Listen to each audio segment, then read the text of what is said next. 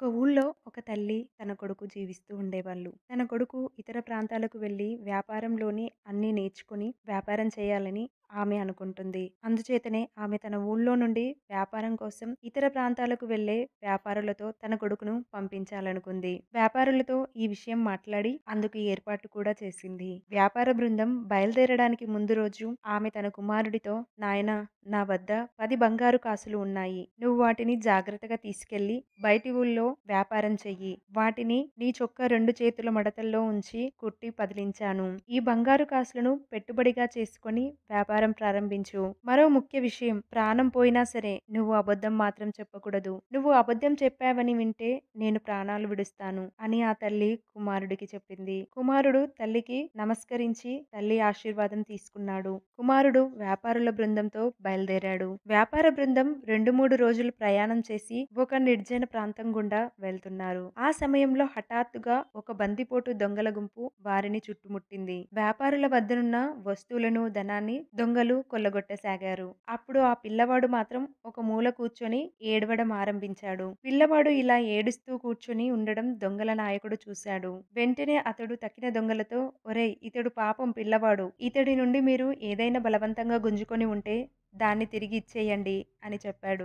అందుకు తక్కిన దొంగలు, మేమెవ్వరము ఆ పిల్లవాడి నుండి ఏమీ కొల్లగొట్టలేదు అని చెప్పాడు. అది విని దొంగల నాయకుడు పిల్లవాడిని పిలిచి, మరి నువ్వెందుకు ఏడుస్తున్నావు అని ఆశ్చర్యపోతూ అడిగాడు. అందుకు ఆ పిల్లవాడు ఏడుస్తూనే, అయ్యా, నా వద్ద 10 బంగారు కాసులు ఉన్నాయి. ఈ విషయం వీరితో చెప్పాను. నేను చెప్పిన విషయాన్ని వీళ్ళు నమ్మనంటున్నారు. నేను అబద్ధం చెబుతున్నాను అని వీళ్ళంటున్నారు. నేను అబద్ధం చెబుతున్నానని వింటే మా అమ్మ ప్రాణత్యాగం చేస్తుంది అని చెప్పాడు. అది విన్న దొంగల నాయకుడు పిల్లవాణ్ణి, నీ వద్ద బంగారు కాసులు ఉంటే ఆ విషయం దొంగలకు చెప్పవచ్చా? దొంగలు అడిగితే నా వద్ద ఏమీ లేదు అని కదా చెప్పాలి అని అడిగాడు. దొంగల నాయకుడు అడిగిన ప్రశ్నకు ఆ పిల్లవాడు ఇలా జవాబిచ్చాడు. నేను బయలుదేరుతున్నప్పుడు మా అమ్మ, నువ్వు ప్రాణం పోయినా సరే అబద్ధం చెప్పకూడదు అని చెప్పింది. ప్రాణం పోయినా సరే అని మా అమ్మ చెప్పినప్పుడు కేవలం ఈ 10 కాసుల కోసం నేను అబద్ధం చెప్పవచ్చా? నేను అబద్ధం చెప్పానని మా అమ్మకు తెలిసిన మరుక్షణమే ఆమె ప్రాణాలు వదిలేస్తుంది. అది తలుచుకొని ఏడుస్తున్నాను. పిల్లవాడి పలుకులు విన్న దొంగల నాయకుడు కళ్ళ నిండా నీళ్లు తెచ్చుకున్నాడు.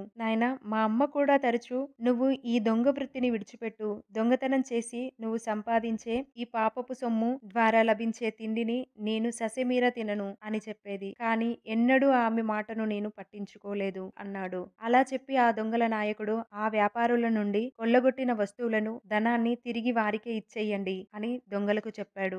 నాయకుడి ఆజ్ఞ మేరకు దొంగలు తాము కొల్లగొట్టిన వస్తువులను, ధనాన్ని వ్యాపారులకు మారు మాట్లాడకుండా తిరిగి ఇచ్చేశారు. పిల్లవాడి సత్యనిష్ట ప్రభావం ఆ దొంగలో అనుకోని పరివర్తన తీసుకువచ్చింది. అప్పట్నుంచి ఆ బందిపోటు దొంగల ముఠ అంతవరకు తాము చేస్తున్న దొంగతనాలకు స్వస్తి పలికి గౌరవప్రదంగా జీవనం సాగించాలని నిర్ణయించుకున్నారు. ఈ వీడియో మీకు నచ్చినట్లయితే లైక్ చేయండి. ఇలాంటి మరిన్ని వీడియోస్ కోసం సబ్స్క్రైబ్ చేసుకోండి.